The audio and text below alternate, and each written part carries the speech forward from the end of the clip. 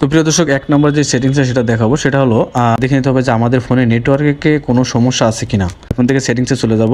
সেটিংসে যাওয়ার পর স্ক্রল করে নিচের দিকে আসবো, এখানে একটা অপশন দেখতে পারবো মোবাইল ডাটা, জাস্ট এখানে ক্লিক করবো। এদিকে নেটওয়ার্ক সিলেকশন একটা অপশন দেখতে পারবো, জাস্ট এখানে ক্লিক করবো। এখানে ক্লিক করার পরে প্রিয় দর্শক, এখানে অটোমেটিক বন্ধ থাকে তাহলে এটি অন করে দিন। যদি আপনাদের এই অটোমেটিক অপশনটি যদি বন্ধ করা থাকে, এভাবে বন্ধ করা থাকে, তাহলে আপনাদের এই অটোমেটিক অপশনটিকে আপনাদের অন করে দিতে হবে। করে দেওয়ার পর এখান থেকে ব্যাকে চলে যাবেন। তো ব্যাকে যাওয়ার পরে প্রিয় দর্শক, এরপরে আপনাদের যে কাজটা করতে হবে, এখান থেকে আমি সম্পূর্ণ ব্যাকে চলে গেলাম। তারপরে নিচের থেকে সোয়াইপ করে উপরে উঠাবেন।